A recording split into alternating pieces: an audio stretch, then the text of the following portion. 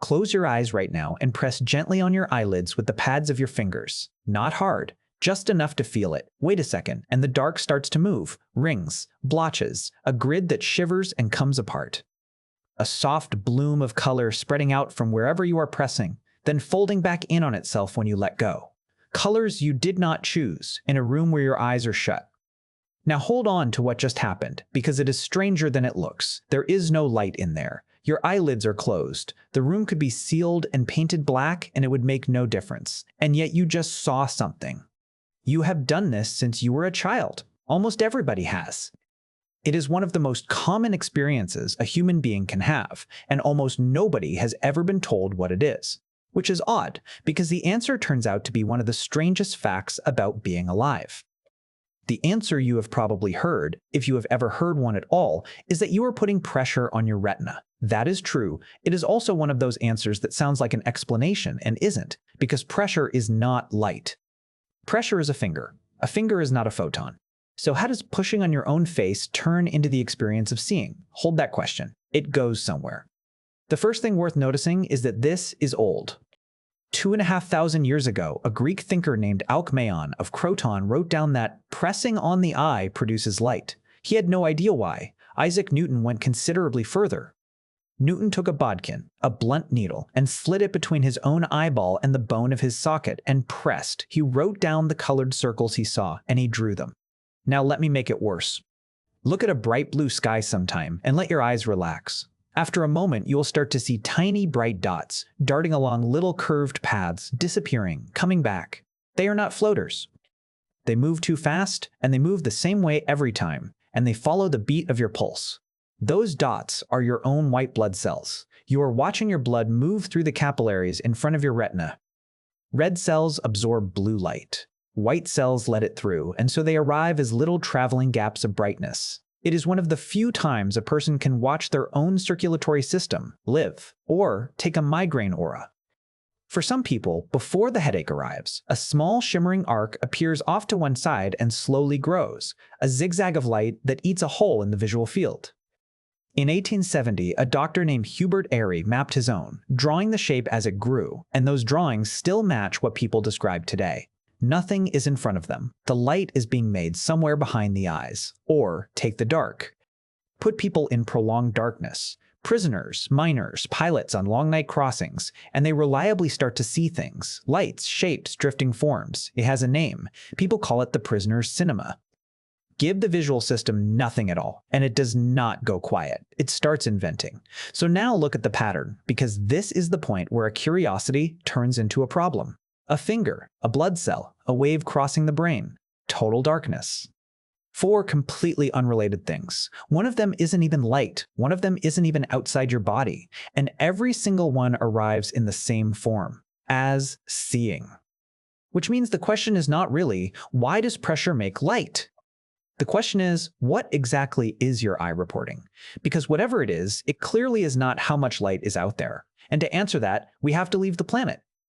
In 1969, on the way to the moon, Buzz Aldrin closed his eyes to sleep and saw flashes of light, not a glow through the eyelid, distinct flashes in the dark inside a sealed spacecraft. He mentioned it. Other crews mentioned it too. It kept happening, mission after mission, to men who were not especially given to reporting strange lights. And it happened with their eyes shut, in a darkened cabin with nothing to see. So NASA did the obvious thing and tested it. On Apollo 16 and 17, they flew an instrument with a detector strapped to an astronaut's head, one that could record charged particles passing through it. An astronaut wore it in the dark and reported each flash out loud as it happened. The flashes lined up with the particles. These were cosmic rays. Atomic nuclei, thrown out by events elsewhere in the galaxy, traveling for a very long time, arriving at a small spacecraft between the Earth and the Moon, and passing straight through a human head. And when one of them went through a closed eye, the astronaut saw a flash of light. Sit with that. Nothing was illuminated. Nothing was reflecting. There was no image, no source, no object. A particle from outside the solar system passed through a man's skull, and the experience it produced was light. It is worth being clear about how little was involved. No lens focused anything. No surface sent anything back. The particle did not stop, or land, or leave a mark. It went in one side of a man's head and out the other, and on the way through it happened to brush the one piece of tissue that answers everything the same way. That was the entire event. And on the inside, it looked like a spark in the dark. That is the fact that breaks the question open, because it rules out almost everything you might have guessed. This is not about photons. It is not about the eyelid. It is not about pressure. A cosmic ray, a finger, and a blood cell have nothing whatsoever in common except the wire they happen to touch, and that is the answer. In 1826, a German physiologist named Johannes Muller worked out the principle, and it is one of those ideas that quietly rearranges everything once you have it.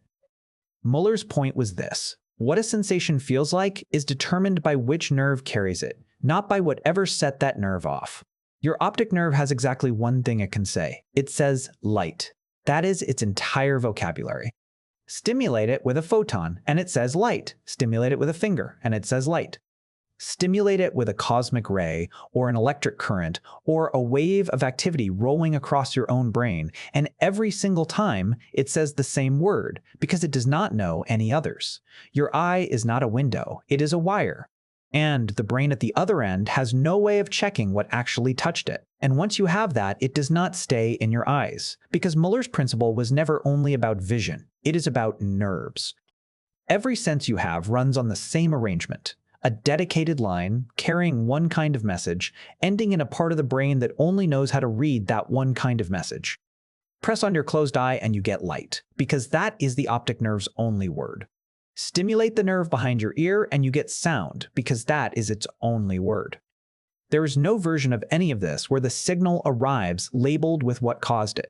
The label is the wire it came down, which means the thing that just happened under your fingertips is not a quirk of eyes.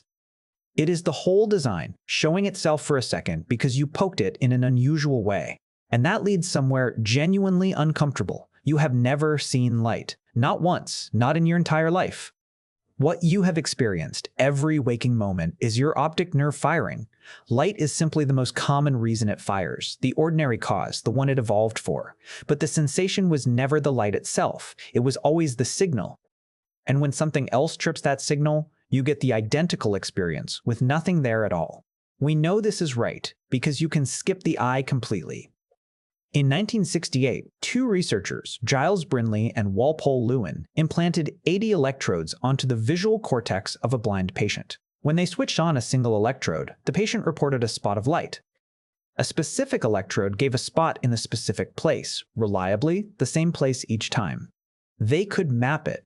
There were no working eyes involved, no image, no lens, nothing entering the head at all. And the patient saw points of light, because the only thing that has ever been required to see light is for that pathway to fire. Every retinal implant built since works on that principle. So the next time you press on your eyelids and the dark fills up with color, understand what you are actually looking at. You are not seeing a trick, or a glitch, or a pressure artifact. You are seeing the raw output of the system, the thing itself, with the usual cause removed. The same signal, arriving the same way, doing what it always does. It is the machinery, briefly running with nothing in front of it. Everything you have ever seen has been this: a nerve firing, and a brain taking its word for it. The lights were never out there. They were never anywhere but in you.